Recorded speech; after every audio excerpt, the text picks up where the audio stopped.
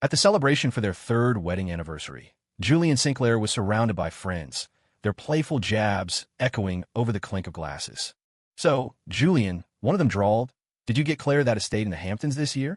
Don't tell me all she got you was another batch of homemade cookies." Another friend clapped him on the shoulder. "Come on, the Sinclairs have more money than God. It's not about the price tag. But I'll say this for any man or woman, where the money goes, the heart follows." A confident, easy smile played on Julian's lips. "I haven't gotten my gift yet," he said, his tone certain. "But I saw the receipt in Claire's purse a few days ago. It's a limited edition luxury watch. A very, very expensive one." A chorus of cheers and congratulations erupted around them. But in the next second, Julian's smile froze. Across the room, on the wrist of his father's illegitimate son, Leo Vance, he saw the very watch that should have been his. As Julian fell silent, the friend next to him nudged his shoulder, phone in hand. "Just look it up, man." Claire went all out. "That watch is over $1 million, he exclaimed. "That's the kind of piece a man of your stature should be wearing." "Julian? What's up? Cat got your tongue. You look like you've seen a ghost." "Hey, isn't that Leo? What's he doing here?" The air grew instantly frigid. Leo, pretending not to notice the wave of disgust and hostility from the group, walked straight toward them, a polite smile on his face as he offered a gift. "Julian, congratulations to you and Claire on your anniversary." Julian didn't move, his eyes sweeping over Leo's face with a chilling coldness. This product of his father's affair, this son the Sinclair family had never once acknowledged but whom his father treasured, had the audacity to show up here. He was about to tell Leo to get the hell out when a soft, feminine voice called out, "Honey." Claire approached, carrying a beautifully wrapped gift bag. After greeting the others politely, she presented the gift to Julian with both hands. The tense atmosphere eased slightly as their friends began to heckle them good-naturedly. Together for 6 years, married for 3, and still acting like newlyweds. Especially you, Julian, always showing off. You never take off that little braided cord she made you. Guess Claire's making sure everyone knows who you belong to. It's about time she got you a proper watch. The box is gorgeous. Come on, Julian, open it up." Julian's fingers were already on the ribbon when he heard Claire's voice, full of confusion. "A watch? What are you talking about? I baked you your favorite chocolate chip cookies. I even decorated one to look just like you. They're adorable." His hand stopped cold. He tossed the gift aside without a second thought. The smile on Claire's face hardened, though she maintained her elegant composure. "Julian, what are you doing? Don't you like what I made for you?" she asked, her voice tight. "It's the thought that counts, not the price. I know you value sentiment more than anything. If you don't like the cookies, I also brought a cake I baked myself." Julian slammed his glass down, the sound cutting through the chatter. He decided to expose her lie then and there. "What about the men's watch you bought at the boutique yesterday? Don't tell me you gave $1 million gift to someone else." Claire blinked, a flicker of surprise in her eyes, but she quickly smoothed it over, linking her arm through his. "So that's what this is about," she said with a soft laugh. "Julian, why are you so impatient? Your father has mistresses all over the city, and your mother has learned to live with it, hasn't she?" Her voice dropped to a placating whisper. "I've never been unfaithful to you. Besides, Leo is your brother. I just feel sorry for him. He has no one." Julian let out a cold, humorless laugh. Before he could respond, Leo, as if dealt a mortal wound, quickly unstrapped the watch. He bowed his head, his voice choked with emotion. "I'm sorry, Julian. I'll give it back. It was my 20th birthday present." At this, Claire's hand dropped from Julian's arm. Her expression cooled as she looked up at him. "Julian, be generous. Don't be so aggressive." He laughed a harsh, bitter sound and snapped his fingers for his assistant. "Go. Give me every high-end watch from every jeweler in New York. Since my wife is so fond of giving gifts, let's make sure she has enough to give tonight." In less than half an hour, the assistant returned with a dozen sales associates in tow. Trays of top-tier luxury watches were laid out in glittering rows. Claire's brow furrowed, a flash of annoyance crossing her face. Julian's lips curved into a cruel smile as he held a purchase order in front of her. "You love giving luxury gifts to my family, don't you?" he sneered. "We have plenty of cousins here tonight. You wouldn't want to play favorites and only spoil my illegitimate brother, the one who has to stay in the shadows, would you?" As he spoke, his gaze shot like a shard of ice toward Leo. Leo shrank back, looking like a wronged bride. "Julian, it's my fault. I was being vain. It has nothing to do with Claire. Please don't embarrass her here." His eyes, the same almond shape as Julian's, were now red-rimmed, a masterful performance of wounded innocence. Julian scoffed, his voice dripping with sarcasm. A few million for a couple of watches? To your wife, that's pocket change. He gestured for his assistant to hand Claire a pen, then wrapped a powerful, possessive arm around her waist, right in front of Leo. Seeing her hesitate, Julian's smile widened. If these aren't enough, I'll have my people bring in every watch from the tri-state area. I'm determined to let you have your fill of gift-giving tonight. Julian, stop pressuring her. Leo, as if summoning all his courage, rushed toward them but was blocked by a bodyguard. He stumbled back, looking all the more pitiful. Julian's eyes darkened, refusing to engage with Leo's theatrics. Your wife, he said, his voice cold and clear, was raised like a precious rose in a greenhouse. She's naive to the ways of the world. It's understandable she wouldn't know what it means for a woman to give a man $1 million watch. He paused, his gaze locking onto Leo. But you? An illegitimate kid who clawed his way up from the wrong side of the tracks. Are you going to tell me you don't know? Leo's innocent expression faltered for a second before he lowered his head, his shoulders trembling. He began to sob. After a long moment, Claire seemed to snap out of her stupor. She glanced at Leo, then quickly looked away, her signature, gentle smile returning. She took out her checkbook, wrote out a check, and handed it to the assistant before turning to soothe Julian. Honey, it's just a watch. If you don't like it, I'll have him return it to the store. She took Julian's hand, swaying it playfully. You getting jealous over such a small thing. You almost ruined the relationship between you and your brother. If you're still unhappy, you're going to make me sad. With that, she gave Leo a dismissive wave, signaling him to leave. Watching her so casually dismiss the situation, Julian, instead of getting angrier, pulled her tighter. He leaned in, his voice a low warning in her ear. We're both men. I know exactly what Leo is thinking. If he tries anything again, I have plenty of ways to deal with him. He paused. And don't forget, you're my wife. Consider this multi-million-dollar shopping spree a little lesson for you. There won't be a next time. Claire just smiled, a weary sort of fondness in her eyes. You're such a jealous man, she chided, letting him lead her toward the center of the ballroom. The crowd, seeing the couple's affectionate posture, broke into applause and offered their blessings. The younger cousins began to chant excitedly. Julian, Claire, you two are so perfect together. Hurry up and give us a little nephew or niece to play with. Julian smiled without answering, his arm tightening around Claire's waist. His hot breath ghosted across her ear, turning it bright red. Flustered and embarrassed, Claire gently pushed him. The kids are watching. Stop it. Then, as if worried he was still angry, she added softly, I know you're still upset, but I really do think of Leo as your little brother. Julian, please don't overthink it. She pulled away slightly. Okay, I'm gonna go touch up my makeup. The dinner is about to start. Julian released her, watching her walk away. His assistant sidled up to him. Mr.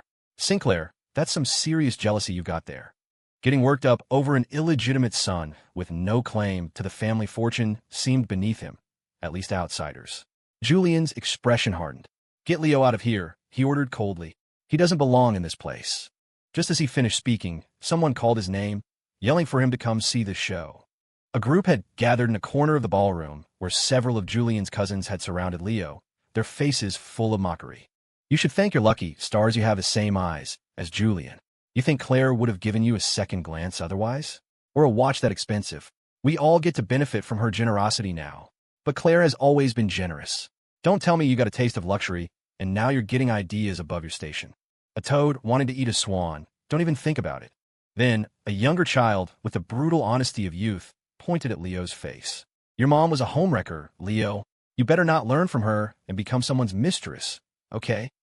Leo stood frozen, humiliated, unable to advance or retreat. Just as he seemed completely isolated, Claire returned, her heels clicking on the marble floor. She took Leo's hand and pulled it behind her, shielding him. Seeing Claire step in, the cousins fell silent. The oldest one, faced with her icy glare, finally spoke up. Claire, what's going on? Leo is just as dirty as his mother. You should stay away from him. Leo, head down, said nothing, but his fingers lightly tugged on the hem of Claire's dress as he whispered, Claire. Julian watched silently from a distance. A flicker of clear annoyance crossed Claire's face. Just as she was about to speak, Julian cut in, his voice laced with a strange, playful tone. That's just your sister-in-law for you, he said. She has a big heart. The words big heart hung in the air, and the cousins exchanged confused glances. In New York, everyone knew Claire Sterling was like the cold, distant moon. Only in Julian Sinclair's presence did she reveal a softer, more feminine side. To everyone else, she was an ice queen. The label Big Heart was utterly bizarre. Julian's smile deepened with meaning. That's Claire for you. She'll forget what she just said in the blink of an eye. Julian, Claire said, her voice a placating murmur as she walked to his side. I was just passing by on my way back from the restroom and was curious what they were talking about. Don't read too much into it. Julian's eyes flickered to Leo before he draped an arm over Claire's shoulders. Right in front of Leo's pitiful, tear-streaked face, Julian tilted Claire's chin up, his tone utterly commanding. I am the sole heir to the Sinclair fortune. It's natural for my family to look out for me. If you want them to understand, then admit, right here in front of everyone, that you love me and that you're loyal to me. A flicker of unease crossed Claire's face, but she leaned into his embrace, her voice soft and shy as she professed her love. The crowd erupted in cheers, praising their perfect romance. See, that's a true power couple, a match made in heaven. Some people should really learn their place and stop dreaming of things they can never have. It's disgusting. Claire and Julian have been together for 6 years. They're about to pass the 7-year itch. Their bond is solid as a rock. Anyone with ill intentions doesn't stand a chance. Leo, remember what I said. Don't be like your mother. Don't be a shameless homewrecker. The sharp, vicious words left Leo utterly humiliated. He wrung his hands, then quickly scurried away from Claire's side. Claire only cast a fleeting, almost imperceptible glance in his direction before tightening her grip on Julian's hand. Her expression returned to normal as she mingled with the cousins, eventually returning with him to the center of the party, once again the picture of a devoted, loving couple. After the party, Claire went to the kitchen, as she always did, to make a broth to help with his hangover. Julian sat on the living room sofa, his mind drifting back to when he first met her. She had been a bright, spoiled heiress who had never, he was sure, touched cold water, let alone cooked a meal. But after they started dating, her possessive side emerged. She managed every aspect of his life, from his wardrobe to his diet, with a tight grip. Sometimes it felt suffocating. His friends often teased him about it, calling him whipped. But then he would remember their genuine love for each other, and the thought of her learning to cook, just for him, would soften his heart. Ignoring the pounding in his head from the alcohol, he got up and walked toward the kitchen to help. But when he opened the refrigerator, his eyes landed on a few boxes of insulin and stomach medication on the shelf. Julian had always been in perfect health, and there was no history of diabetes in the Sinclair family. One person immediately came to mind: Leo, the illegitimate son who always used feigned illness to gain sympathy and who had inherited his mother's diabetes. Even without proof, without seeing it with his own eyes, the thought of Leo entering his home while he was away, and brazenly leaving his medication in their refrigerator as a provocation, sent a chill through Julian's veins. His face became a mask of stone. He was about to demand an explanation from Claire when her phone rang. He instinctively moved closer, his eyes catching the name on the screen. Leo. Claire, oblivious to the storm brewing on Julian's face, turned off the stove and answered the call with a faint smile. A few seconds later, her expression shifted to one of concern. Don't worry, she said. I'm on my way. Where are you going? Julian's voice, cold and sudden, came from right behind her. Claire's hand, holding the phone, jolted. She turned to see him standing there, his face a dark thundercloud. She clutched her chest, forcing a shaky smile. Honey, I thought you were resting on the sofa. You scare me to death. Julian snorted inwardly. If her conscience was clear, what was there to be afraid of? I'll ask you one more time. Where are you going? Claire's composure returned. The store is giving Leo a hard time, claiming the watch he's trying to return is a fake. I'm going to help sort it out. He can't handle it on his own. That's all. As she spoke, she reached up, trying to feign intimacy by pinching his cheek and placing a light kiss on his lips. Honey, you drink a lot tonight. I'll have the housekeeper finish the broth. You drink it and get some sleep? Okay? I'll be back as soon as I can. They had known each other for years, but this was the first time she had ever been willing to leave him when he was drunk. In the past, she would have clung to him, teasing that his stamina was better after a few drinks, that she was addicted to the taste of whiskey on his lips, that she wanted to get drunk on him. But now, she was leaving for Leo. Julian grabbed her arm, his voice sharp with displeasure. You're abandoning me for that bastard? Mrs. Sinclair, have you forgotten who your husband is? A flash of anxiety crossed Claire's eyes, but she masked it with a helpless smile. Honey, your cousins already taught him a lesson, didn't they? And your staff kicked him out of the party.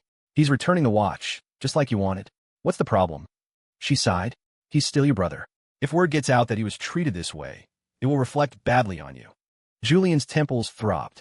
The way she framed it, it sounded like he was the unreasonable one, the villain who had stolen Leo's precious watch. Do you know what time it is? He's deliberately calling you away from me in the middle of the night. Do you really not see that he's not the one being given a hard time? I am. Julian's voice grew louder as he pulled Claire into a fierce embrace. Don't go. Finish the broth. You're not going anywhere tonight. His forceful attitude finally broke Claire's patience. She sighed in frustration. Do you have to be so cruel to your own brother? And besides, in your eyes, am I nothing more than your cook? We have a housekeeper for a reason. Claire stared directly at him, her voice cold. You're always so unforgiving, so aggressive. Julian, you've really disappointed me. Her words were like a bucket of ice water, extinguishing the fire of his anger. Disappointment flickered in his own eyes, his voice trembling slightly. In all these years, this is the first time you've ever called me by my full name. He let out a bitter laugh. And it's for the son of a homewrecker. Julian folded his arms, his expression icy. You knew what I was like when you met me. Aggressive, ruthless. You used to say that's what you admired most about me, that it fit your ideal of a man perfectly. He stared at her. And now, because of some illegitimate kid, I become the villain in your story. He didn't want to say another word. He turned, walked to the stove, and turned the flame back on, mechanically stirring the pot of broth.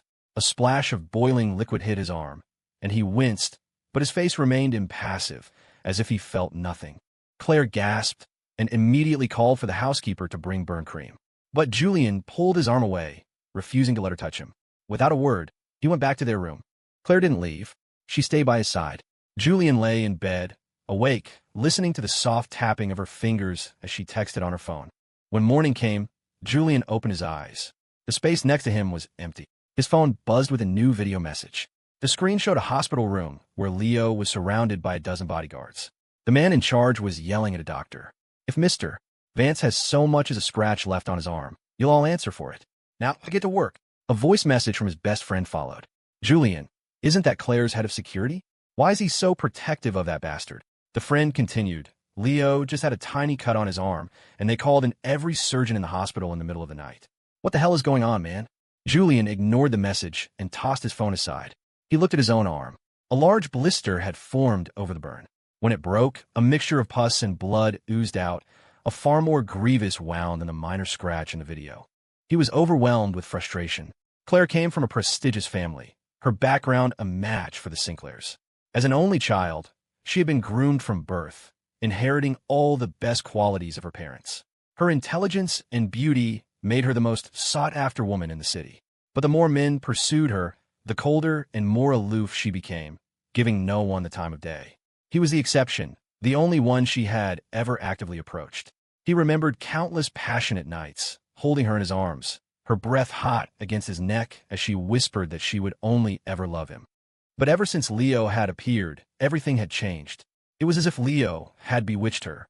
She couldn't go 3 sentences without mentioning him, always talking about how pitiful he was, as if Leo's entire predicament was Julian's fault. The more he thought, the angrier he became.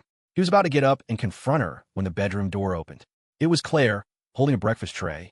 The tray was laden with all of Julian's favorite foods. Claire approached with a radiant smile. Honey, you're awake. I was worried you'd have a headache from the hangover, so I brought breakfast up for you. She leaned in. Are you in a better mood today?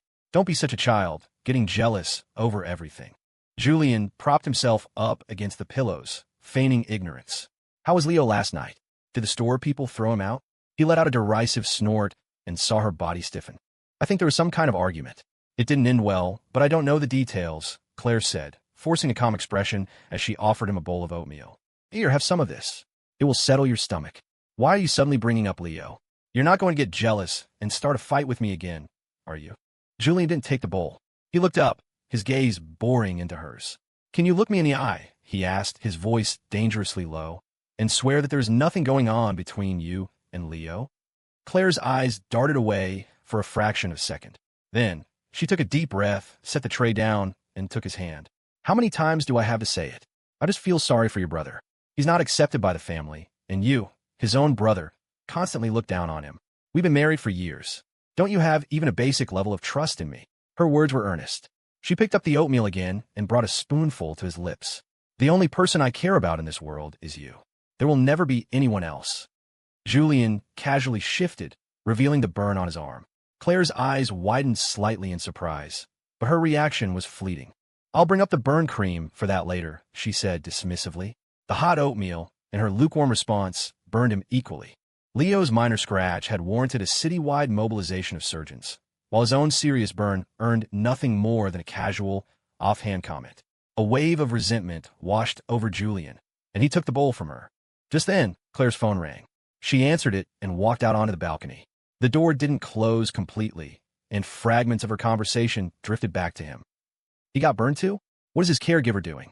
The people who hit him last night, send them all to the police. I won't let anyone bully him. Make sure it doesn't scar. He has such beautiful hands for playing the piano. I couldn't bear to see them hurt. Why do I say to? Because Julian got hurt as well. But Julian's tough. He can take it. He doesn't cry about it like Leo does. When Claire finished her call, she turned to see Julian sitting there, the oatmeal untouched. She rubbed her temples, a look of weary frustration on her face. Julian, I really wish you could be more understanding, more trusting. Please stop being so suspicious of me. She looked at his cold expression, her tone gentle but distant. Maybe you've been under too much stress at work lately. That's why you've become so cruel. It's okay. I can go back to my parents' house for a while, give you some space to cool down. It was a blatant excuse to leave, and she was blaming it all on him. Rage churned in Julian's stomach, but he suppressed it, managing only a detached okay. He watched as she put on her coat and hurried to the garage. In that moment, he knew with absolute certainty that the passionate love they once shared had soured beyond repair. Without hesitation, Julian picked up his phone and dialed the head of the Sinclair Group's legal department. Assemble your top team. I need a divorce agreement drafted as soon as possible. While he waited, the housekeeper knocked on his door, holding a small, elegant box. Ma'am asked me to give this to you, she said. She told me to tell you that no matter what happens, she will always love you. She said she was going home, but she can't stand to be away from you for too long and will be back tonight. Julian took the box, his expression cold. He opened it. Inside lay a watch identical to the one on Leo's wrist. He chuckled grimly and handed the box to the housekeeper. She gasped, refusing it with wide eyes. Sir, I couldn't possibly. This is too valuable. How could I accept it? This is a symbol of your wife's love for you. Julian's gaze was like ice, his tone leaving no room for argument. I said take it.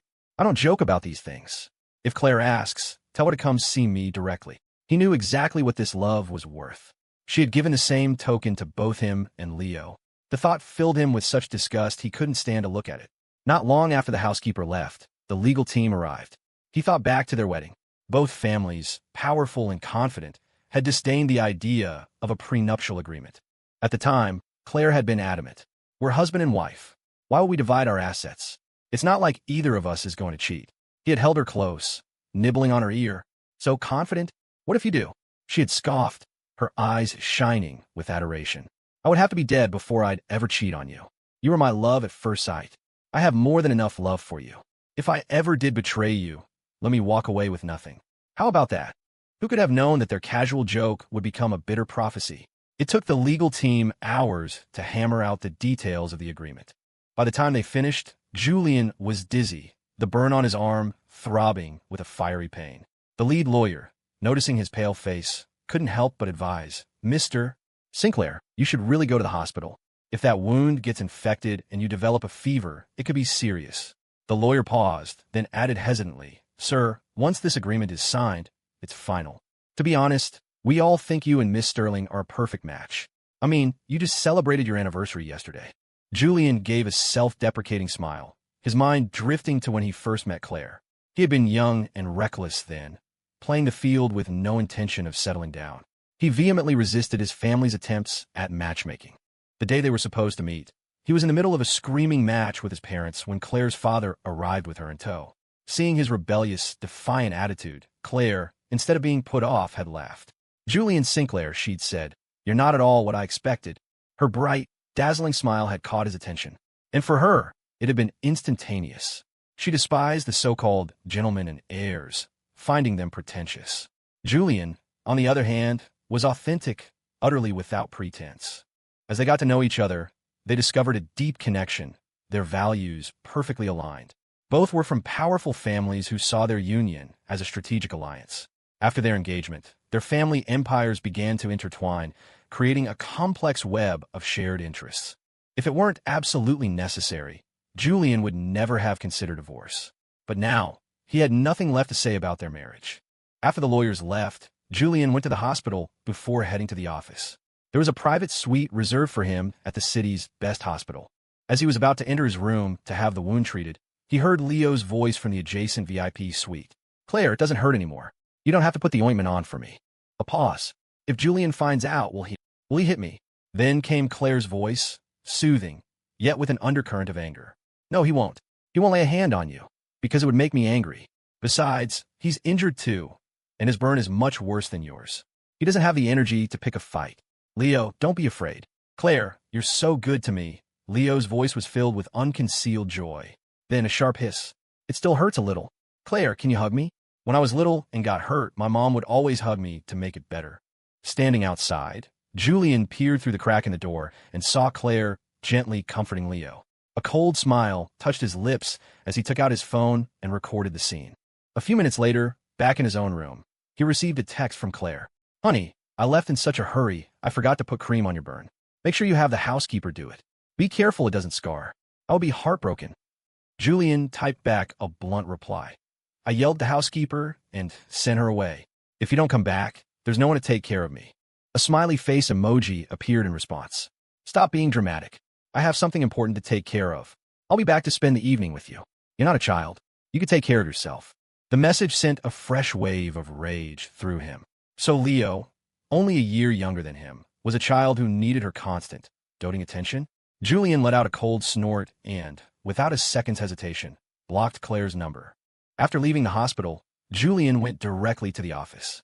On his way to a meeting, he overheard his employees gossiping. "I just came from the hospital, and you'll never guess what I saw. We'll have only 3 of that model in the world. A hypercar. One belongs to Mr. Sinclair, and there's a brand new one right next to it. No idea who it's for, but I think I saw Leo Vance there. That illegitimate kid? Did he latch onto some rich sugar mama? You guys don't know? I was at Mr. Sinclair's anniversary party yesterday. It seems Mrs. Sinclair gave Leo a luxury watch. A watch yesterday, a car today. She certainly... Don't talk nonsense. Everyone knows Mrs. Sinclair and the boss are deeply in love. She's as cold as an iceberg. She'd never give that bastard the time of day." The chatter died down as Julian approached. He maintained a grim expression, waiting only for Claire to come home that night so he could have her sign the divorce papers. As the heir to the Sinclair fortune, he would not cling to a relationship that had spoiled. During the meeting, however, several attendees received calls from Claire. She was looking for Julian, asking where he was. He had someone tell her he was at home, then continued with his work. But then the housekeeper called, saying Claire had been at the house for a while, frantic, unable to understand why Julian had blocked her and wasn't answering his phone. She told the housekeeper to tell Julian to stop acting out. For a grown man to be this angry over a watch was laughable. He needed to stop being a child and let it go. Julian found it utterly ridiculous. He lost all focus on work and had his driver take him home. But as he stepped out of the company building, Leo darted out from a corner, holding 2 cups of coffee. Julian frowned instinctively and moved a step aside, but Leo inexplicably stumbled. The 2 cups of hot coffee went flying, splashing all over Julian's expensive coat. "I'm so sorry. I didn't do it on purpose." Leo's eyes reddened as he offered a pathetic apology. The driver panicked. Security guard from the entrance rushed over, pointing accusingly at Leo. "What's wrong with you? Are you blind? This is Mr. Sinclair. If you burned him, you'll pay. You couldn't afford this coat if you worked for 10 years. How are you going to compensate for this mess?" Julian remained silent as his entourage verbally tore Leo apart. Leo knelt on the ground, his expression meek and pitiful, enough to make anyone feel sorry for him. Sir, I'm really so sorry. Please don't be mad at me. I was just trying to apologize for last night. I didn't mean for this to happen. Please don't hit me. I'm begging you." Hearing Leo call him brother in public, Julian's gaze turned to ice. "I'm not your brother. Shut up." That short sentence was a cue for everyone else to pile on. Where did this beggar come from, claiming to be family on the street? Mr. Sinclair is the only son of the main family, the sole heir. What kind of connection are you trying to fabricate? You should take a good look at yourself. Leo bit his lip, the picture of humility. Just then, his eyes darted to the side, and he suddenly half-crawled, half-lunged toward Julian, raising a hand as if to wipe the coffee stains from his coat. "I'll clean it for you. please just don't be angry with me, please. Don't touch me. Get away. Julian snapped. But as he turned his head, he saw her. Standing a short distance away was Claire. Her brows were knitted together. Her eyes filled not just with disappointment, but with a profound loathing. Julian understood instantly. In her eyes, he was the aggressor, cruel and relentless, forcing this poor boy to his knees. And Leo, still on the ground, was laying it on thick, his apologies becoming more dramatic, a clear performance for an audience of one. A cold clarity settled over Julian. If in Claire's eyes he was already an irredeemable, tyrannical monster, if she would always believe Leo no matter what, then there was no point in maintaining any semblance of civility. Julian tore off the stained overcoat and threw it contemptuously in Leo's face. You like secondhand, dirty things so much? Fine, it's yours. To Claire, those words were a direct insult. A double entendre that made it clear he had no respect for her as his wife. She strode forward, ready to confront him, but he had already turned and walked back in the building, not giving her a chance to speak. Julian, Claire cried, trying to follow, but his assistant blocked her path. Furious, she yelled after him as he disappeared inside. Why are you always like this? He's your brother, not a business rival, and I am your wife. Ma'am, the assistant, unable to watch any longer, finally spoke up. Please, try to understand what actually happened before you accuse Mr. Sinclair. He did nothing. This man, he gestured disdainfully at Leo, staged the entire thing. The assistant had never seen a man so spineless, so willing to kneel at a moment's notice. Do you have any dignity at all? He asked Leo. Claire shoved the assistant aside. Enough. You're just an assistant. Who gave you the right to speak to a Sinclair like that? The assistant looked at her, bewildered. Ma'am, I feel I should remind you. There's only one young master of the Sinclair family, and that is Mr. Sinclair. As for this one, well, Leo, still on his knees, lowered his head even further, but reached out to brush his fingers against Claire's hand. Claire, please don't be angry because of me. I'll be fine. As long as Julian isn't angry, I could kneel here all day. The assistant almost laughed out loud at the absurdity. He was about to tell Leo to cut the act when Claire shoved him hard. All of you disperse. This is over. Leo, get up. You did nothing wrong. You don't need to kneel. Leo didn't move, just kept mumbling apologies. Claire walked over, pulled him to his feet, and shielded him behind her. The assistant gave up, finding the scene too disgusting to watch. As he headed back into the building, he paused. Ma'am, that coat was a gift you gave Mr. Sinclair for his birthday last year. It wasn't his most expensive, but a man who only wears bespoke couture treated that coat like a treasure. Surely you know what that means. He let the words hang in the air. Now it's ruined. Does Mr. Sinclair not even have the right to be angry? It's a good thing he's decisive. He doesn't want things that are soiled, clothes or otherwise. The assistant walked away, leaving Claire frozen in place. She looked from the coat on the ground to Leo's red-rimmed eyes. Before she could ask, Leo began to explain. I came to apologize to Julian, but the security guards tripped me. The coffee spilled on his coat by accident. I said I would have it cleaned, but he got so angry he made me kneel. So it was true. Julian had forced him. He really was that aggressive and unreasonable. But it was because his gift, a symbol of her love, had been defiled. Claire said nothing, but a gentle smile touched her lips. In his office, Julian listened to his assistant's report, the rage still simmering within him. Everything about Leo, his entire personality, was a calculated inversion of Julian's own.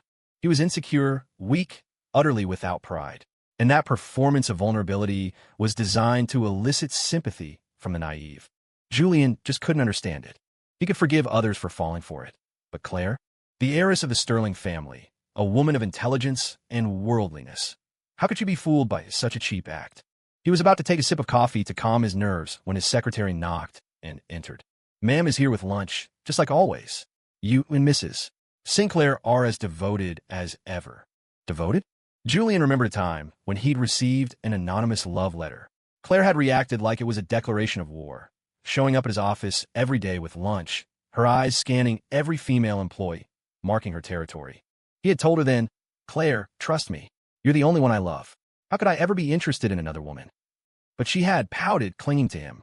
I don't believe what men say. I bet you'll change your mind one day. You're not like me. I'm the one who will love you forever. Now, her words were the cruelest joke of all. When Claire brought lunch, security and his assistant knew not to stop her. For years, she had made a daily ritual of it. Always impeccably dressed, carrying a lunchbox so beautifully prepared it was clearly a labor of love. Every man in the company envied Julian. To have an heiress of her stature take cooking classes for love, to prepare a special lunch every single day for 3 years. It was the stuff of fantasy. On any other day, Julian would have been waiting at his office door for her. It was a gesture of love and respect. But today, he couldn't bear the sight of her. The office door opened. Julian looked up and saw not just Claire, but Leo standing right behind her. His heart plummeted. The veins on the hand holding a file bulged. But Claire acted as if she didn't see his fury as she led Leo inside. She was here, after all, to clear the air. Leo stepped forward meekly. Julian, sir, I'm sorry. I was too impulsive this morning. I had to come and apologize to you in person. He bowed his head. And about last night, I'm sorry.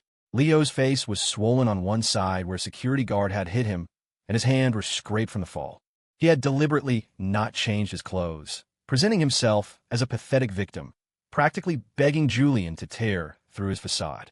Claire held up a hand to stop Leo, took a deep breath, and spoke in a voice as soft as moonlight. Honey, Leo came specifically to apologize. Shouldn't you give him a chance to make things right? I know why you were angry today, and I thank you for that. But Leo just habitually calls you brother.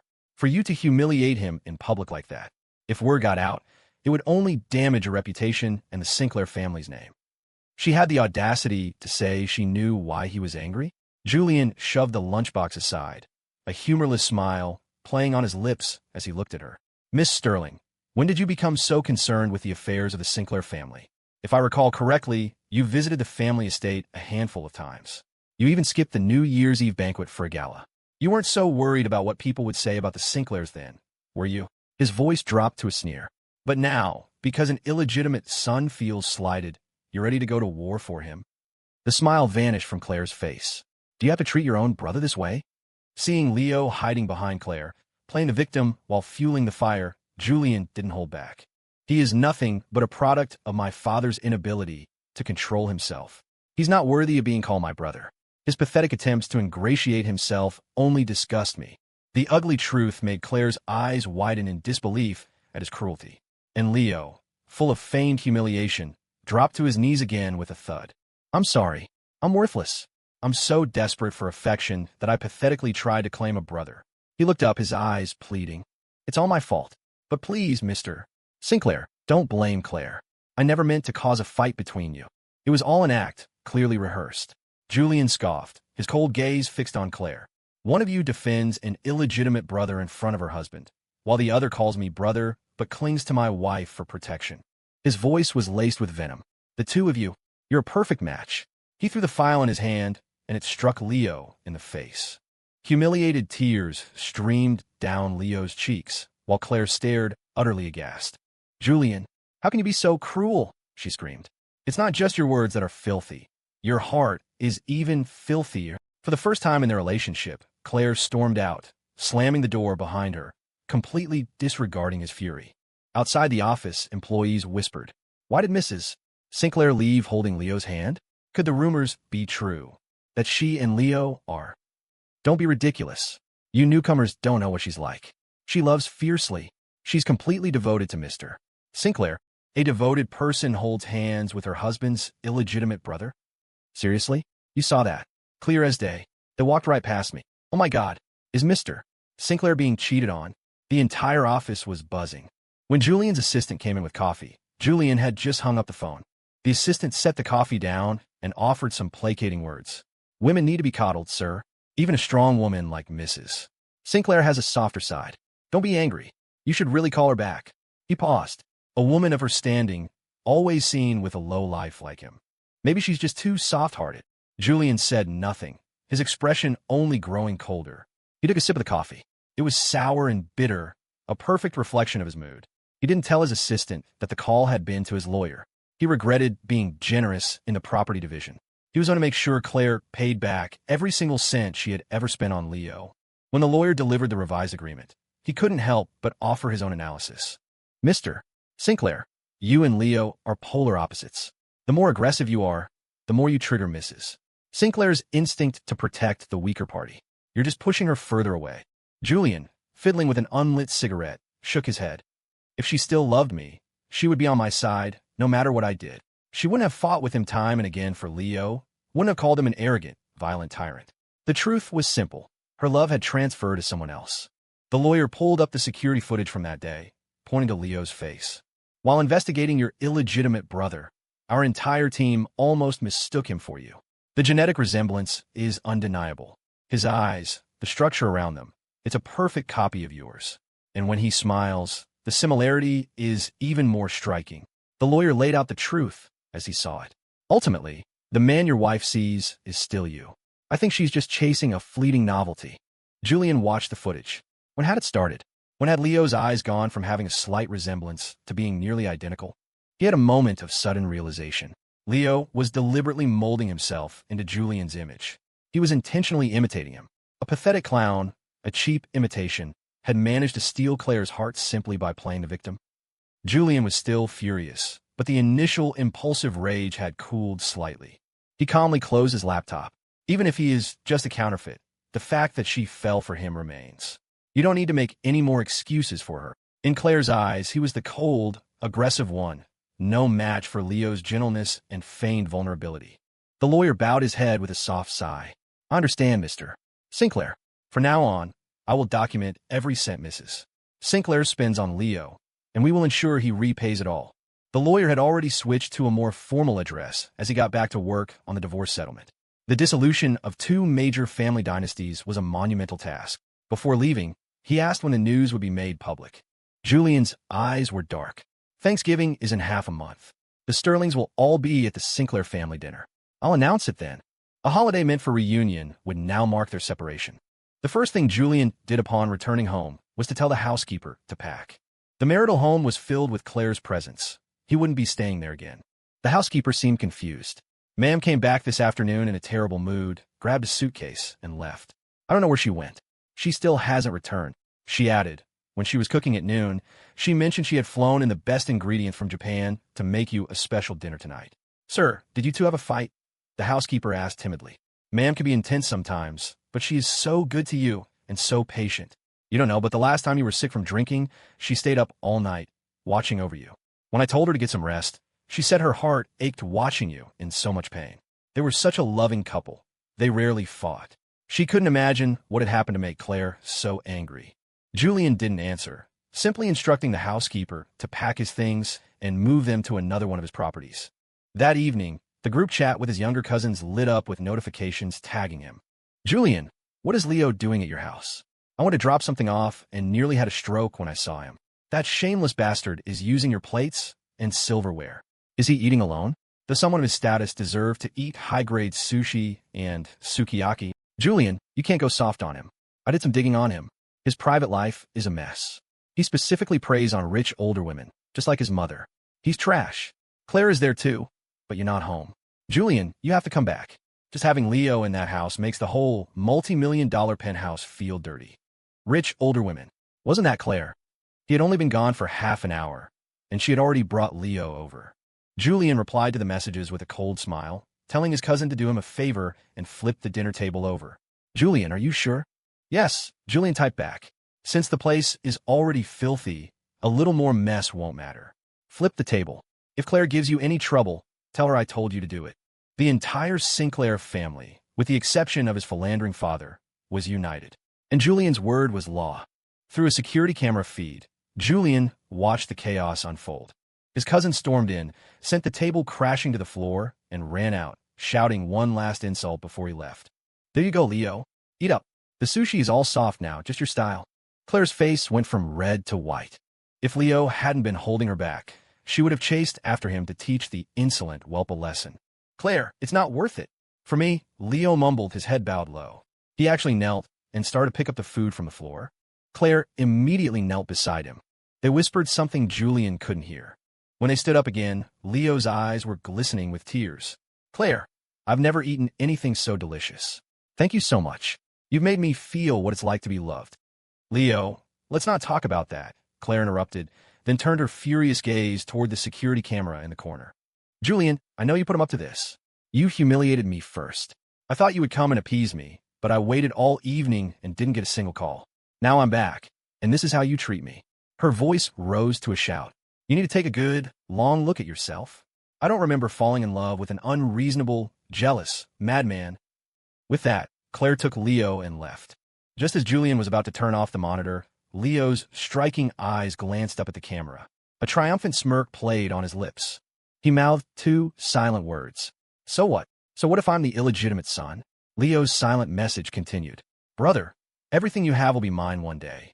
Leo was sure Julian couldn't read lips, or he never would have been so bold. But he was a fool, and he underestimated others. Julian sent the clip to his best friend, who called back immediately, his voice filled with rage. Julian, you want us to go take care of that bastard Leo? Understanding the offer, Julian actually laughed. He forbade anyone from touching Leo. That kind of trash, he would handle himself. But there was something his friend could do. The Sinclair family Thanksgiving dinner. Come join us. It's going to be a lively one. After all, it will be the last reunion of the Sinclair and Sterling families. For the next half-month, Claire never returned to their home, nor did she stay with her own family. From screenshots sent by his cousins, Julian knew she had taken Leo on a trip to get away from it all. On Leo's social media, he chronicled their blissful life almost 24 hours a day. One day, he was on a yacht, guest of a female CEO. The next, he was in a hot air balloon watching the sunrise, all thanks to his generous benefactor. The day after, he was pictured in a bespoke suit from an international luxury brand. The posts continued. Visits to exclusive clubs, fine dining, watching the ocean in Santorini, seeing the northern lights, even a trip to a famously romantic destination for couples. Leo's captions were filled with gushing gratitude for the female CEO, but every post was a deliberate provocation aimed at Julian. Many of his younger cousins saw through it, texting him in disbelief. How can Claire let that dog slap you in the face like this? It wasn't just family. Colleagues at the office had heard the whispers, and Julian's situation had become the daily gossip, the story of how he'd been cuckolded by his illegitimate brother. Don't let Mr. Sinclair hear you say that. He has a nasty temper. Be careful. But Julian had been hearing these whispers for half a month. He'd grown numb to them. For a man known for his explosive temper, he was remarkably calm. He was simply waiting for the Thanksgiving dinner in 2 days to sever his ties with Claire for good. The day before the dinner, something unexpected appeared on his desk. It was a sealed manila envelope addressed to him, marked personal and confidential. It was dropped off at the front desk this morning, his assistant explained. Marked as an urgent, confidential delivery. There's no return address. A sense of foreboding washed over Julian as he tore it open. A stack of photographs and a small disc fell out. The subjects of the photos were Leo and Claire. Julian's hand trembled violently. He froze, unable to move. The photos showed them leaning against a car, their lips drawing closer and closer. In another, Leo was carrying Claire in his arms, their bodies intimately entwined. He placed her in the back seat of the car. She didn't resist. Then, Leo took off his own jacket and climbed in after her. Julian's jaw tightened. He didn't remember how he managed to put the disc into his laptop. The video was shot from a distance, the quality grainy. But even in the dim light of a street lamp, he could clearly see Claire's Rolls-Royce rocking up and down in an unmistakable rhythm. A roadside hookup. How exciting for them. Julian's mind went blank for a few seconds. Then he slammed his fist into the laptop screen, shattering it. He roared for his assistant. Run the security footage. Find out who delivered this. The assistant rushed in, catching only a glimpse of Julian's bloodied knuckles before running to do his bidding. Every word Julian had spoken had trembled with rage. A chill settled deep in his bones and refused to leave. His lawyer arrived to find him staring at the irrefutable proof of her infidelity. He shook his head. To be this targeted, this deliberate, it was most likely your illegitimate brother himself who arranged this. It seemed Leo was impatient to pry Claire away for good. Julian said nothing, quietly bandaging his own hand. He no longer cared. Claire was already another man's woman, a soiled, second-hand item, just like the coat. He would gladly give her to Leo. Just then his phone rang. The lawyer glanced at the caller ID. The last 4 digits were 8888. Such an ostentatious number could only belong to an heiress like Claire. She's been gone for over 2 weeks. I suppose she's finally back in the country, the lawyer mused. Mr. Sinclair, perhaps you should answer? It might be important. Important? If it were important, she wouldn't have gone silent for half a month. Julian tossed the phone to his lawyer. You take it, and make sure you remind Claire not to forget about Thanksgiving dinner. The lawyer started to say something else, but Julian had already stood up and walked into his private restroom. The lawyer answered the call. Claire's voice, cheerful and light, came through the speaker. Honey, have you calmed down a bit? Have you missed me? She chirped. I just landed. I was away for a few days, and I bought you a very special present. I got in Norway. It's a handmade brooch. I made the bead on it myself, and I wove a lock of my own hair into it. Do you know the tradition? Her voice was filled with romantic sentiment. It's to tie our hearts together, a promise of unwavering love. She paused, expectant. Are you at home or at the office? I'll come find you right now. I miss you so much, honey. The lawyer cleared his throat. Claire's tone instantly sharpened. Who is this? Why you have my husband's phone? Mrs. Sinclair, this is Mr. Gow, Julian's attorney. Mr. Sinclair is away from his desk at the moment, so I answered for him. I believe he's about to leave on a business trip, so you would miss him if you came to the office. Her disappointment was palpable. Is that so? Thanksgiving is almost here. He's going on a business trip instead of being with me? Yes, but he will be at the Thanksgiving dinner. I hear he's prepared a gift for you as well. Mrs. Sinclair, you absolutely must be there. Claire agreed, hanging up in much better spirits. Leo walked up beside her. So, Claire, did he agree to let me work at his company? The smile on Claire's face faded slightly. After a moment's thought, she took Leo to the Sterling family's corporate headquarters instead. When Julian emerged from the restroom, he asked what Claire had said. The lawyer considered for a moment. She said she brought you a brooch from Norway. Julian waved him away. Half an hour later, his assistant came in to report. Mrs.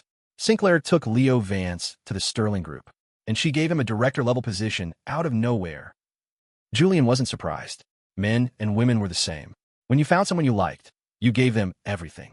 Claire wanted Leo to have a better life, to move in elevated circles, so of course she would arrange a respectable job for him. It was a good thing the divorce was imminent. All business ties with the Sterling family would be severed. Don't worry about them, he said. After the dinner, it would all be over. To his astonishment, however, Leo dared to show up at his office. He stood outside the building, dressed in an expensive new coat, a cross-shaped brooch pinned to his lapel. Seeing Julian's warning glare, Leo corrected himself. Mr. Sinclair, I'm here to invite you. Tonight is a party to celebrate my new position. Father will be there. I was hoping you would come too. The assistant standing beside Julian spoke in a low, cold voice. Get out of here and stop making people sick. Your party has nothing to do with Mr. Sinclair. Scram before you get hurt. Leo said nothing, merely lowering his head to adjust the brooch. How could it have nothing to do with him? The same blood flows in our veins. We're both children of the Sinclair family. We're brothers. Julian beckoned him closer with a single finger. Leo hesitated, afraid he was about to be hit, but then he saw Claire's car pull up nearby. He strode forward confidently and heard Julian's calm, cutting voice. My mother is a diplomat. Your mother was a cocktail waitress. The son of a legal wife is called the young master. The son of a mistress is called a bastard. His voice was devoid of emotion. In the Sinclair family, I am the only one with the right to speak. A bastard is not entitled to open his mouth, let alone set foot in the family home. Leo, as long as I do not acknowledge you, you will spend your entire life as a bastard hiding in the shadows. Leo's lips tightened, but he reached into his pocket and pulled out a knife. Just as the assistant thought he was about to attack Julian and lunge forward, Leo turned the knife on himself, plunging it into his own side and collapsing to the ground with a thud. It happened so fast that the assistant was still processing it when Leo clutched his stomach and cried out in pain. The assistant stomped his foot in fury. You low-life piece of trash. Faking an injury like this? Do you take us for fools? Get lost. Why didn't you aim for your heart with that knife? Stop the act. The next second, Claire was there, and she slapped the assistant across the face hard. Her eyes blazed with disbelief and hatred.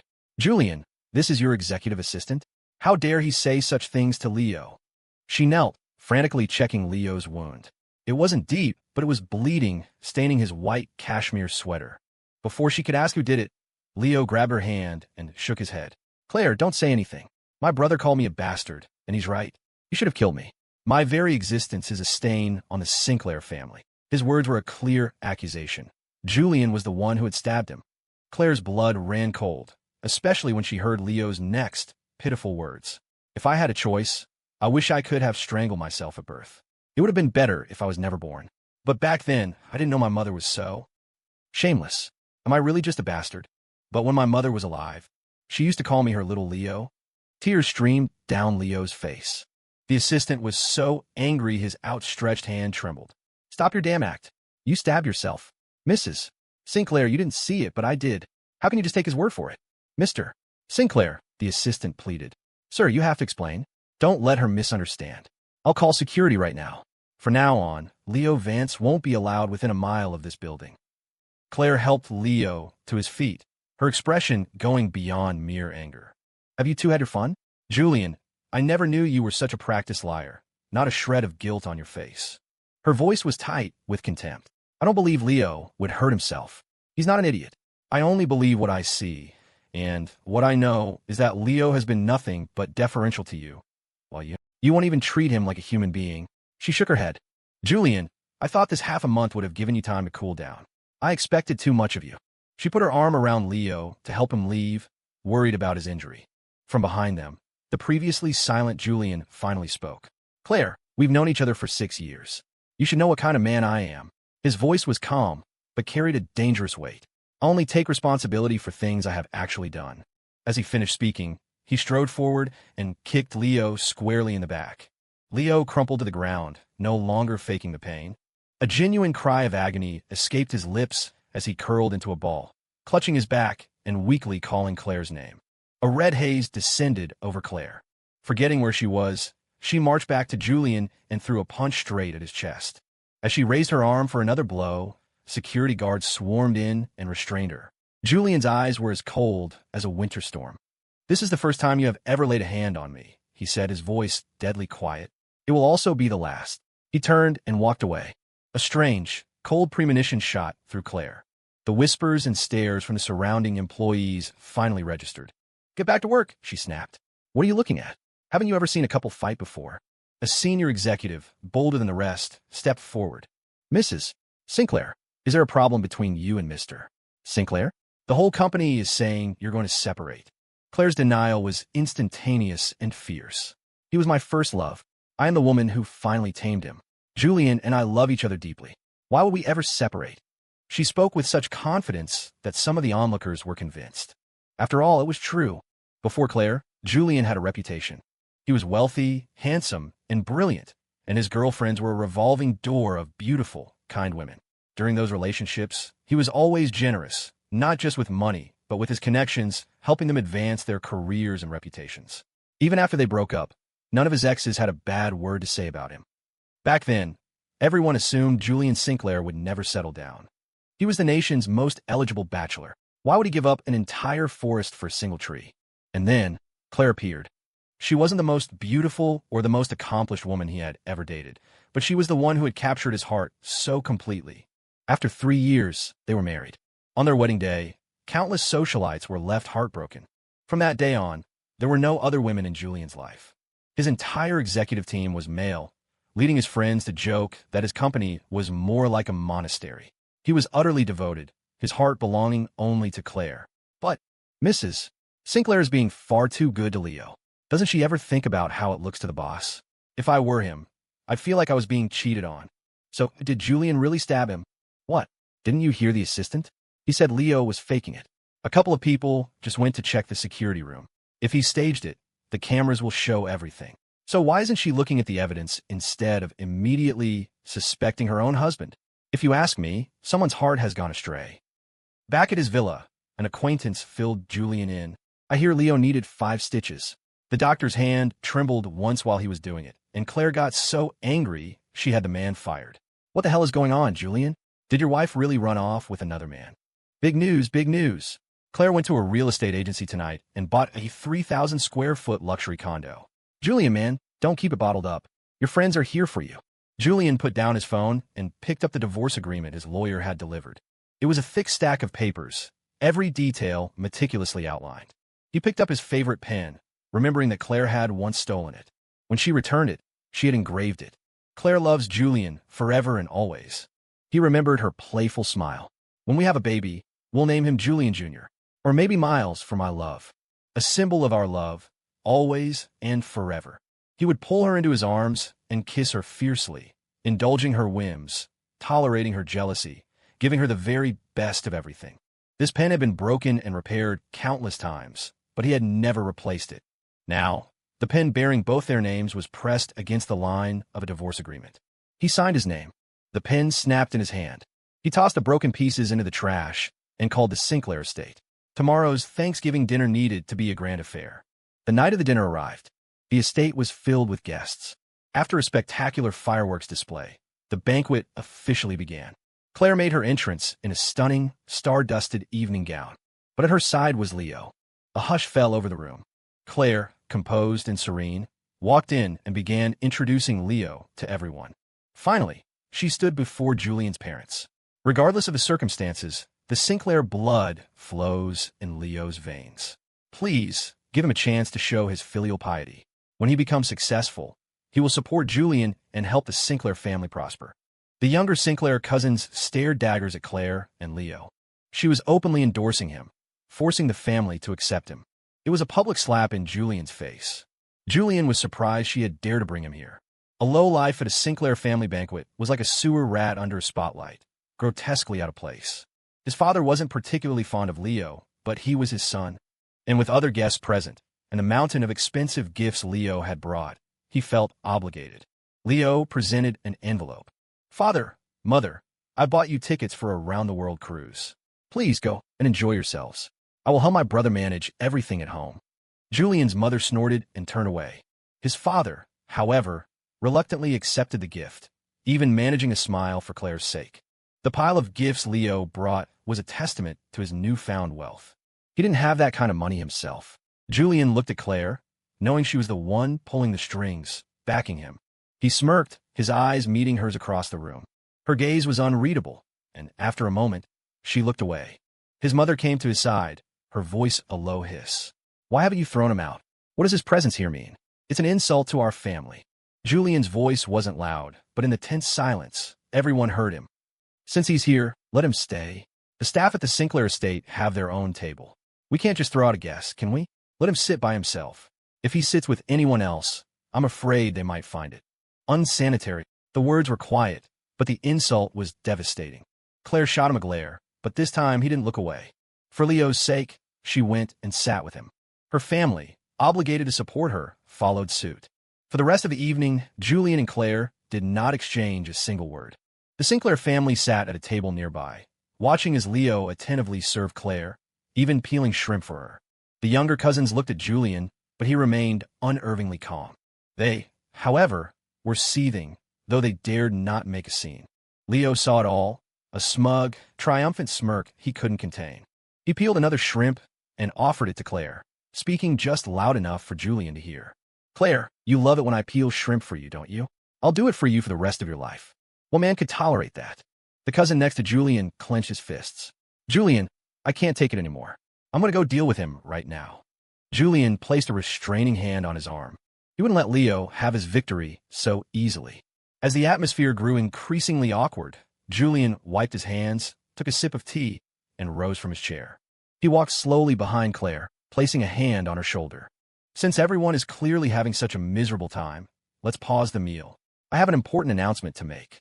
Every Sinclair, including Julian's friends, turned to look at him, their faces alight with anticipation. They thought he was finally going to put Leo in his place. The entire evening had been humiliating. It was a testament to Julian's self-control that he had lasted this long. But the other cousins were done being patient. Leo's provocations were an attack on the entire family. Hearing Julian's announcement, they could barely contain their excitement. Someone even clapped. "Wow, is Claire pregnant? Julian, congratulations in advance." Amid the rising tide of excitement, Julian met Claire's confused gaze and, with perfect composure, made his announcement. "I am divorcing Claire. Miss Sterling, would you care to sign?" He produced a set of documents, and a stunned, unnatural silence fell over the room. Claire rubbed her eyes, certain she had misread the bold letters at the top of the page.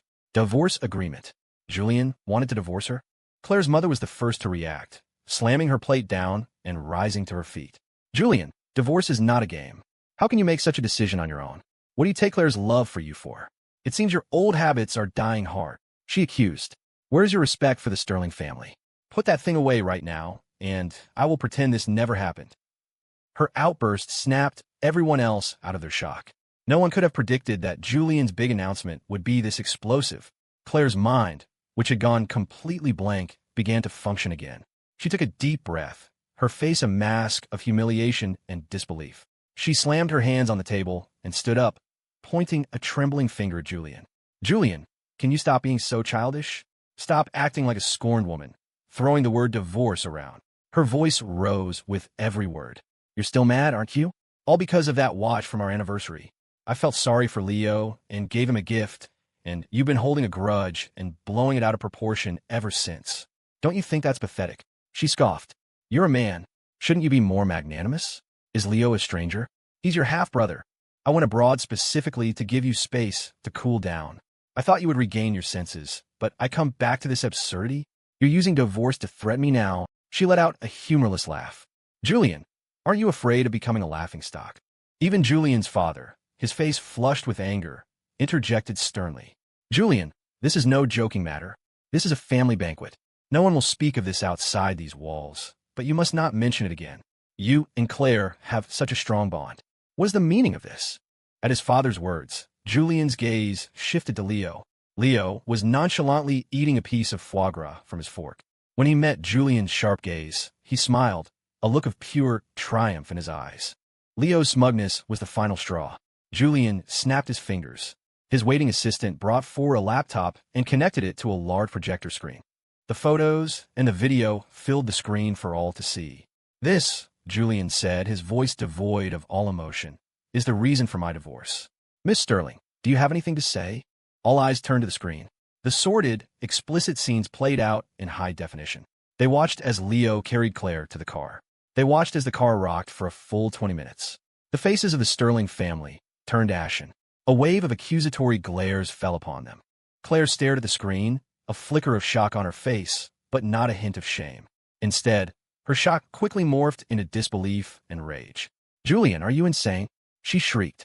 What have I ever done to you that you would resort to using fake photos to slander me? You're the one who's been cheating, aren't you? And now you're trying to pin the blame on me to get a divorce? You'll stop at nothing. She gestured wildly at the screen. Turn that off. None of that is real. Her denial was absolute, her righteous indignation breathtaking. Julian, his face impassive, tossed a stack of airline tickets onto the table. You're the one who took him globetrotting. You have a nerve to do it, but not to admit it? Is this the great Claire Sterling? He stared her down. Whether you did it or not, you and Leo know best. Claire, you should be thankful that I don't hit women. On any other occasion, Leo would have started his pitiful victim act. But now he sat there, arms crossed, calmly watching the show. Before Claire could respond, her mother grabbed her arm, her voice shaking with fury. You tell me the truth, right now. Is any of this real? How could I have raised such a shameless daughter? Do you have any idea what our alliance with the Sinclair family means? If you get divorced, what are we supposed to do? The thought of severing ties with the Sinclairs sent a jolt of panic through her. In a fit of rage, she slapped Claire across the face. Claire stumbled back, stunned. She clutched her cheek, her mind reeling, before her gaze shot to Leo. I know for a fact that I never did anything with you. So where did these photos in this video come from? She turned back to Julian, her voice pleading. Julian, please investigate this properly before you say such ridiculous things. Are you framing me? Or is someone else trying to destroy me? Her desperate cries echoed in the silent dining hall.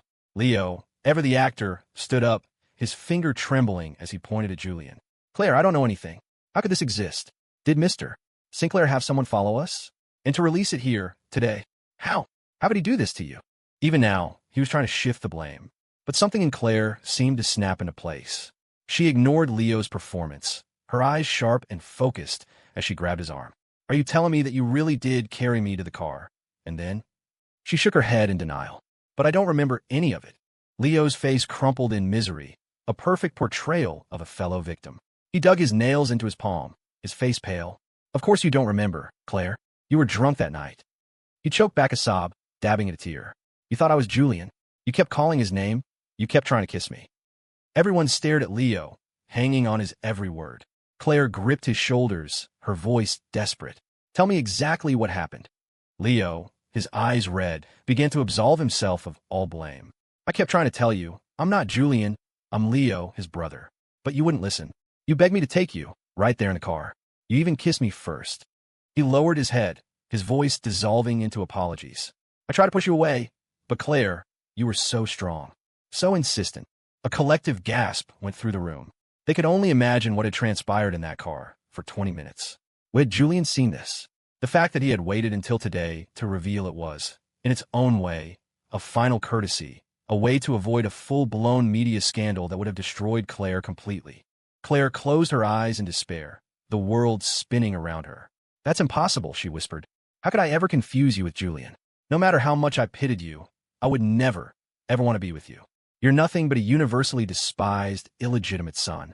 I know that better than anyone." Her voice rose to a scream. "You're lying, aren't you? I only ever felt pity for you. You played the victim, you preyed on my sympathy, and now I see you for what you are, a lying, manipulative bastard." The room erupted in another wave of shocked murmurs.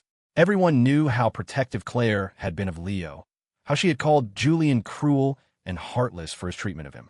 And now, she was spitting the word bastard at him, looking like she wanted to kill him. Leo's shoulders slumped. His clenched fists relaxed. He knelt on the floor, tears streaming down his face, and unbuttoned his collar, revealing a series of fading bruises on his neck. "Claire, you left these marks on me that night." He looked up at her, his eyes full of pain. "If you're angry, you can hit me. It's my fault. But please, no matter how angry you are, you have to be careful of the baby in your belly. Don't let anything happen to our child." Claire froze, stumbling backward.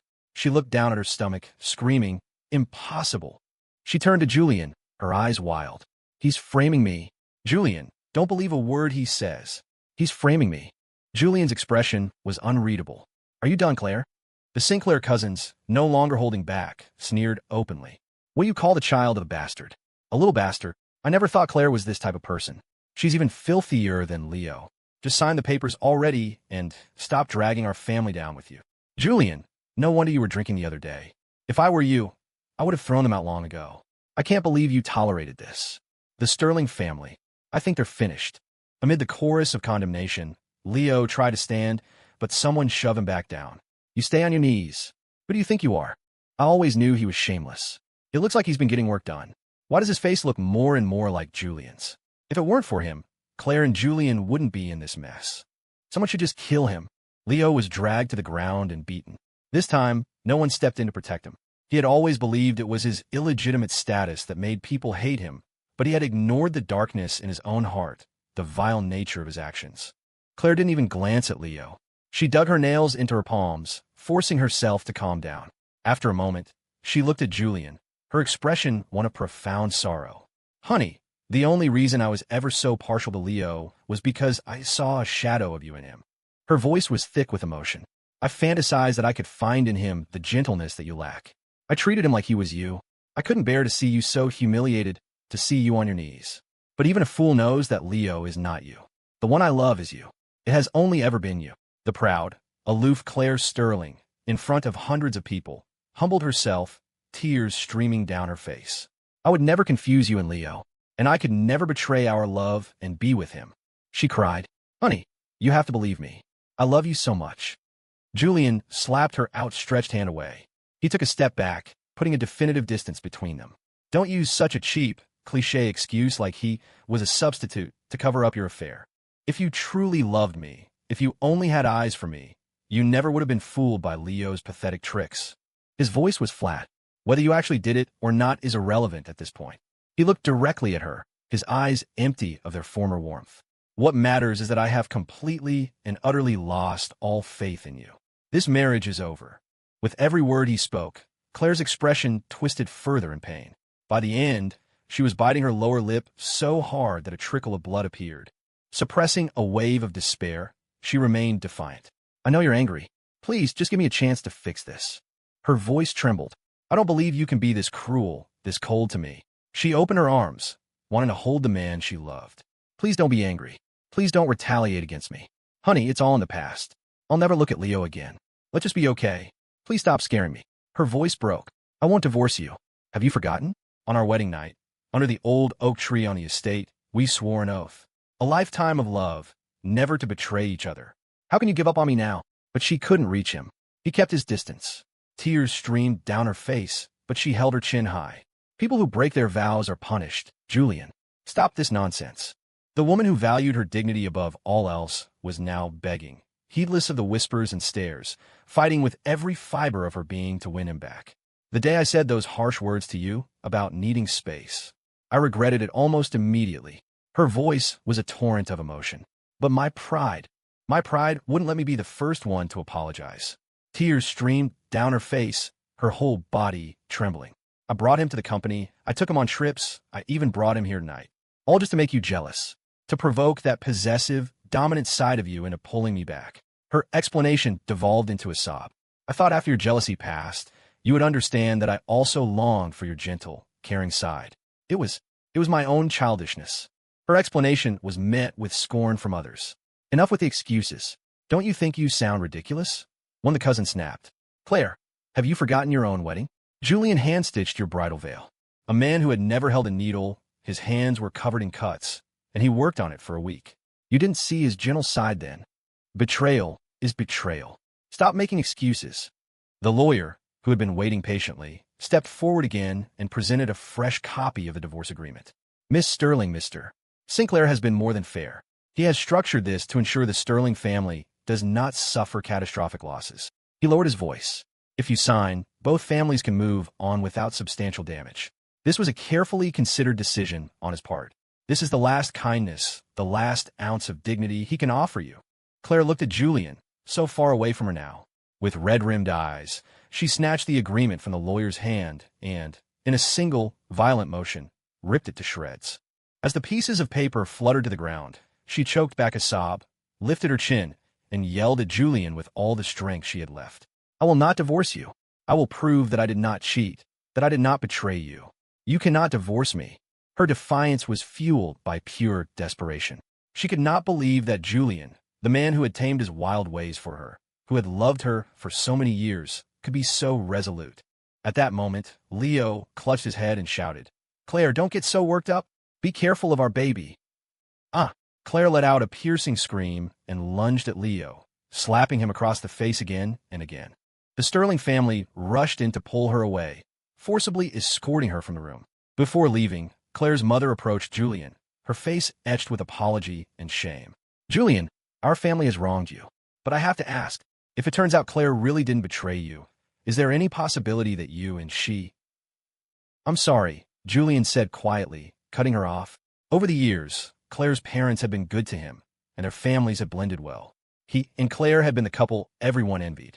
Today's rupture was not just heartbreaking for her parents, but for his own and for himself. There was no thrill in exposing the truth, only a crushing weight on his heart. He remembered how they had all hoped for him and Claire to have a child soon. And now, everything was broken, impossible to repair. The once happy extended family was shattered. The banquet ended in disarray. As Leo was being thrown out, someone mentioned seeing Claire's car. Looks like the two of them are running off together. The more I think about it, the more I feel bad for Julian. Julian, however, refused to let the scandal become public knowledge. Everyone urged him to fight back, but he gave a firm order. From now on, do not mention either of their names in my presence again. He drove away from the estate alone. In the dead of night, he received a call from Claire's best friend. She was sobbing hysterically. Claire, to prove she wasn't pregnant, she went to a bar and drank herself sick. Do you know how foolish she is? She said you can't stand to see her in pain, that if she ended up in the hospital, you might feel a little bit of pity for her. The friend's voice was choked with tears. We couldn't stop her. She drank until she was vomiting blood. I'm with her at the hospital now. Julian, listen to me. Claire is pregnant, but she's over a month along. The baby can't possibly be Leo's. It's yours, Julian. The baby in her belly is yours. Can you please come see her? She's torturing herself to death. Fate, it seemed, had a cruel sense of humor. Julian hung up the phone, stood up, and went to the hospital. He had never told anyone that, desperate for a child with Claire, he had once knelt for a month straight at a temple in a remote mountain town, praying for a baby. Since waking up, Claire had been alternating between hysterical laughter and uncontrollable sobbing. Her family wasn't there. They were furious at her willfulness, at the damage she had done to Julian and the two families. Her parents might have forgiven her, but her brother, a ruthless businessman, could not. Without the powerful alliance with the Sinclairs, the Sterling family was now a target. Claire's sister-in-law had even said, if I had a daughter like that, I would have broken her legs and thrown her out. The shame she's brought on this family is unbearable. So no one was with her, except for her best friend, who kept trying to console her. Claire, you have to calm down, or you'll lose the baby. I talked to the doctor. The timeline is proof. It's Julian's child.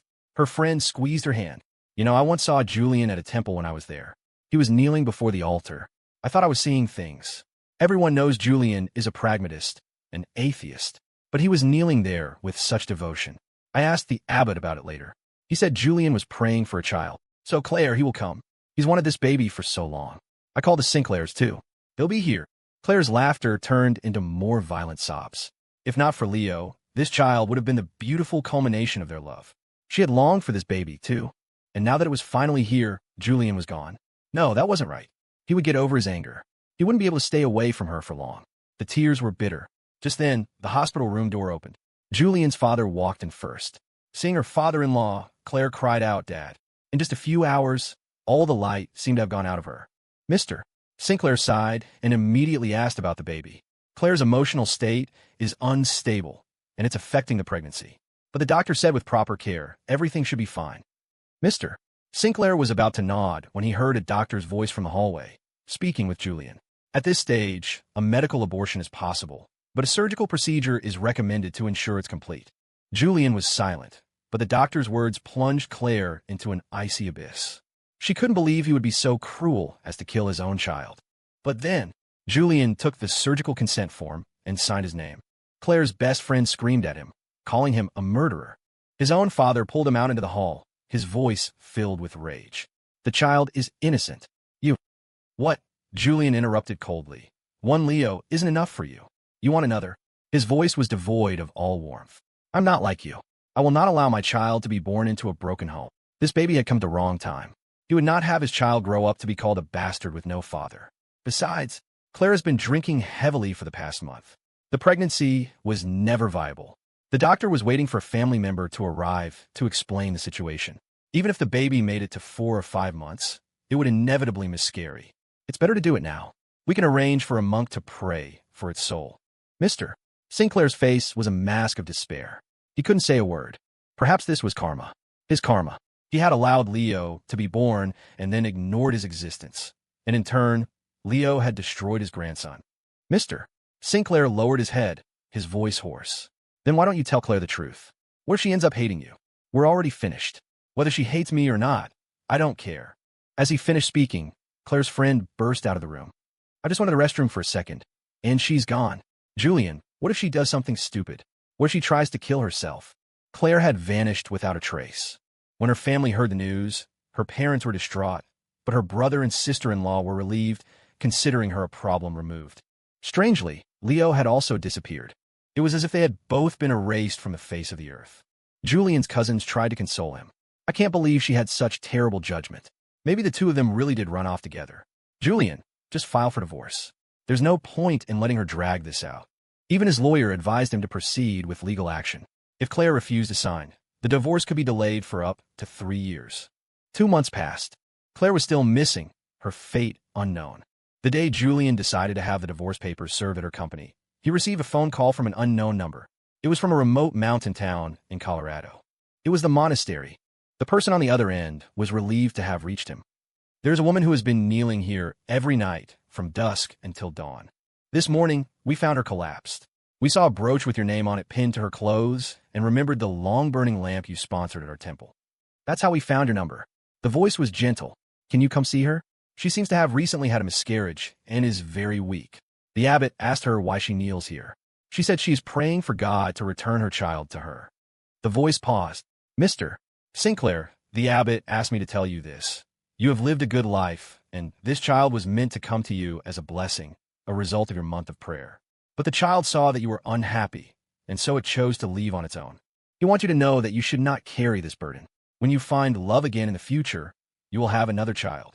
Julian said little and did not go to Colorado, but he did contact Claire's parents and tell them where to find her. A few days later, as Julian was leaving his house, he saw her. She was standing by the gate. The weather had turned cold, demanding a winter coat, but Claire was wearing only a thin dress, the necklace he had once given her still around her neck. Julian, she said, it's been a long time. There was still a light in her eyes. Seeing him, her nose turned red, but she couldn't tear her gaze away.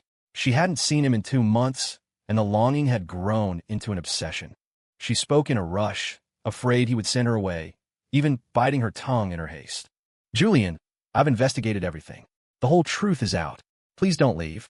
Just listen to me, okay? She looked up at him, a manic excitement in her eyes.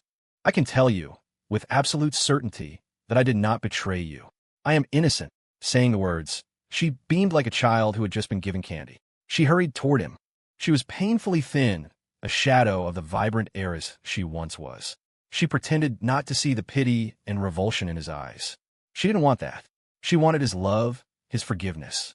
She impatiently opened her phone and showed him a video. On the screen was Leo, his 10 toes broken, his mouth bloody, begging for mercy on the floor.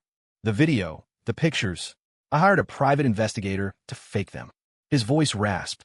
I saw you were always talking about my brother, so I took you out drinking, told you to drown your sorrows. While you were confused, I carried you to the car. You were already passed out drunk by then, like a dead person. A cruel laugh. When I tried to take off your pants, you slapped me, even in your stupor, and screamed Julian's name. They say the truth comes out when you're drunk. The person you're still thinking of then is the person you love to your very core. Claire, you really do love Julian Sinclair, don't you? Too bad he doesn't want you anymore. How tragic.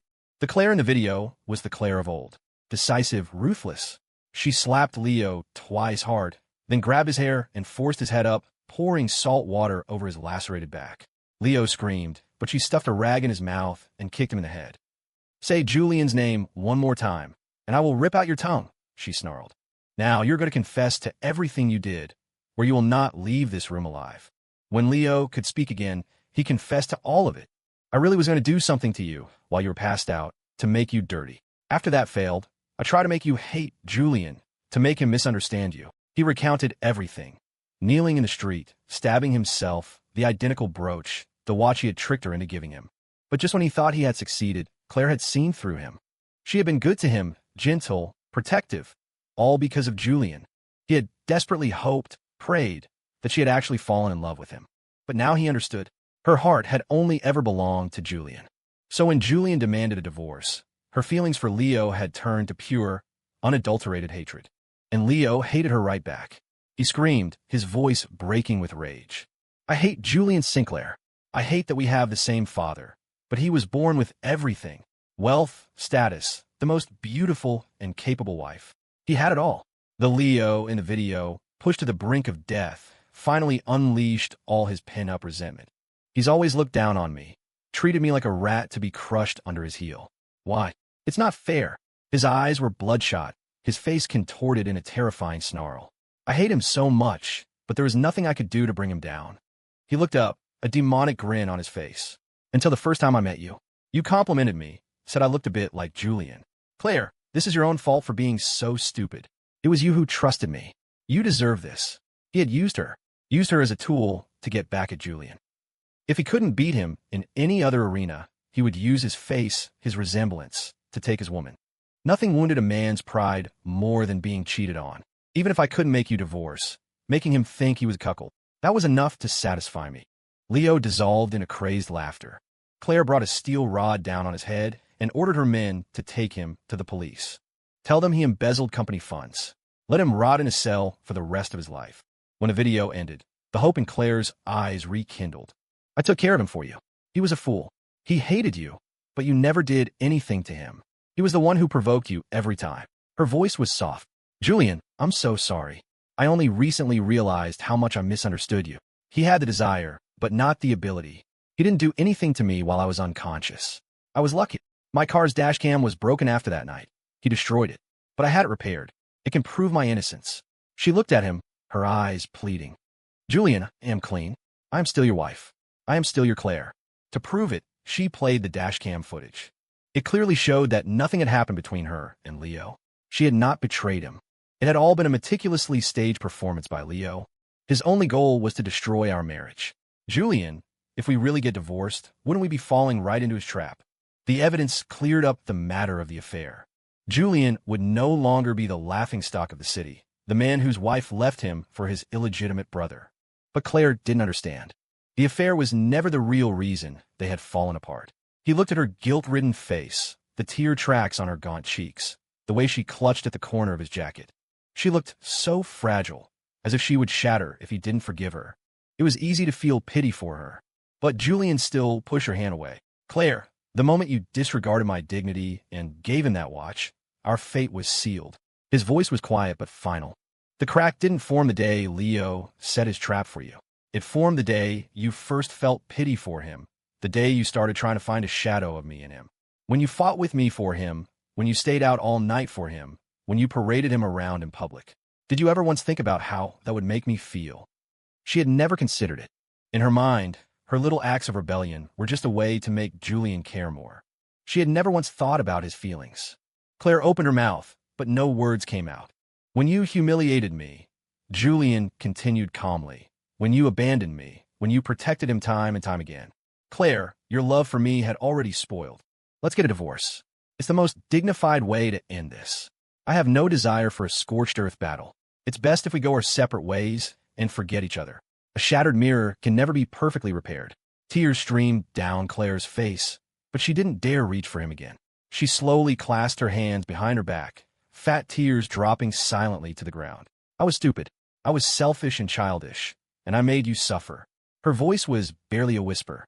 But I just want you to know, from the very beginning to the very end, I have only ever loved you. But it was a love Julian no longer wanted. Claire made one last desperate attempt. Julian, I will make you see, she vowed. I will make you see how much I love you. He ignored her, simply stating a time and date. I hope you'll be there. I would prefer not to go through the legal system. It would be unpleasant for both of us. Claire said nothing, but that night, the sky over New York City exploded with fireworks, spelling out her name and Julian's, just as they had on their wedding day. She rented out an entire luxury shopping mall, filled it with red roses, and waited for him to appear. Holding a microphone, in front of a crowd of strangers, she made a tearful, public confession of her love, recounting all their shared memories.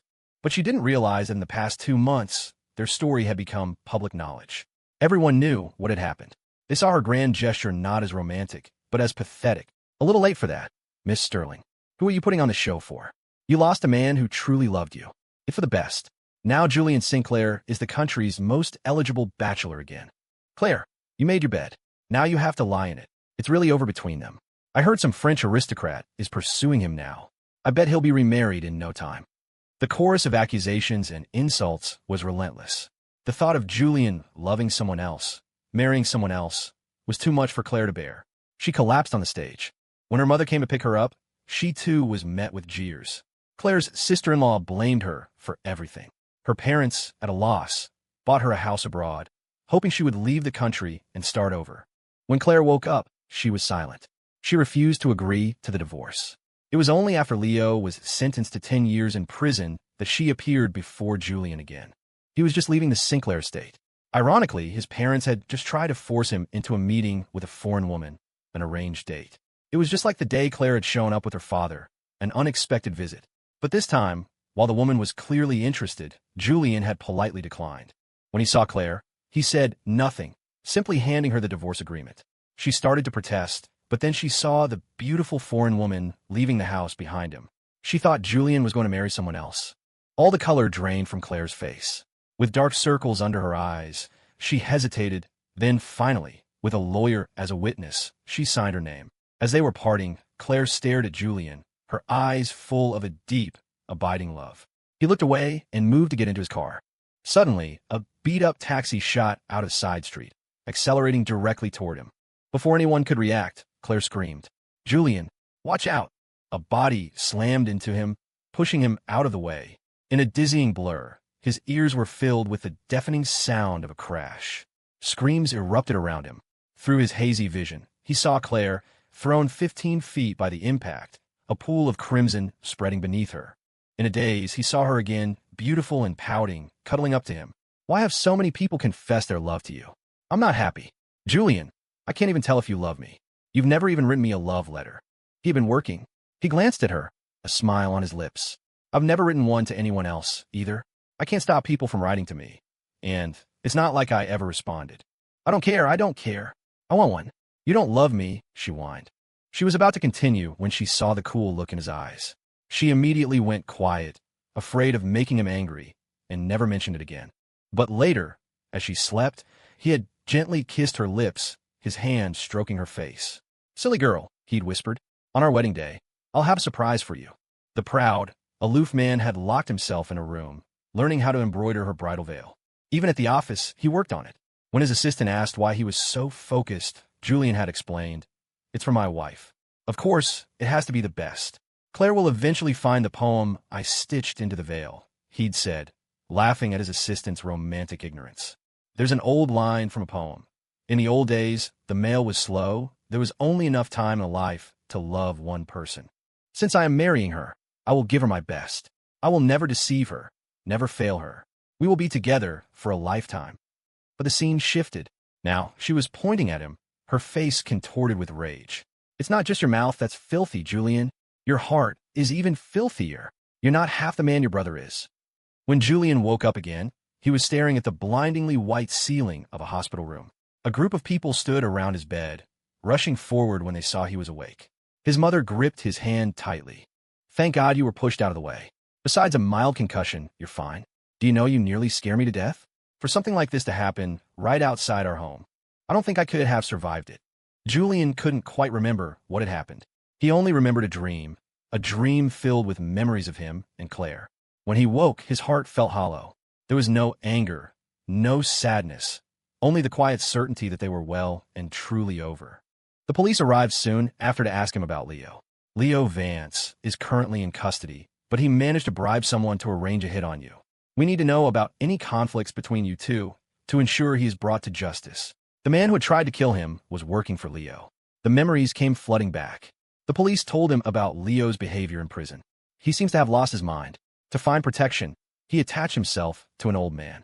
We also discovered that he has a history of destroying families. One middle-aged woman even committed suicide over him. He only arrived in New York last year. We're not sure how he managed to gain Miss Sterling's favor and live so well for a time. If he hadn't ordered the hit, he would have been out in 10 years.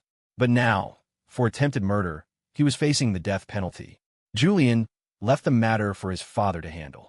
This was his father's debt to pay. Let it be the one to end this ugly chapter. As for Claire, after the police left, Julian asked about her. How is she? Is it serious? The people around him fell silent. The next day, his mother took him to Claire's room. The driver of the taxi had intended to kill. Claire's injuries were catastrophic. Her spleen had ruptured and had to be removed. But worse, her spine was fractured. She would spend the rest of her life in a wheelchair. Through the glass, he saw her on the bed, stirring. It was as if she could feel him watching her. She thought she heard him whisper, "My wife." She thought she saw him, kneeling in a temple, praying for a child. 2 tears rolled down her cheeks, and she became highly agitated. The day Julian was discharged, he received a note from her. It just said, "I'm sorry," and then one more line. "Julian, can you believe me now? I really do love you. If I had died, would that have been enough to prove my love never changed? I'm sorry. I'm truly sorry. I love you. That much is real." Julian had no words. He took one last look in her room. She was staring out the window, a lonely, skeletal figure. After leaving the hospital, Julian used his resources to hire the world's top medical and rehabilitation specialist for her. When Claire's parents came to thank him, he asked them not to tell her he was involved. He would continue to help her, he said, until she could stand on her own 2 feet again. "Julian," her mother asked, her voice full of sorrow. "You and Claire, do you really not love her anymore?" Julian looked out the car window at the setting sun. "I just don't want to owe her my life." As for love, he didn't know. He only knew that from this day forward, he and Claire would be nothing more than strangers.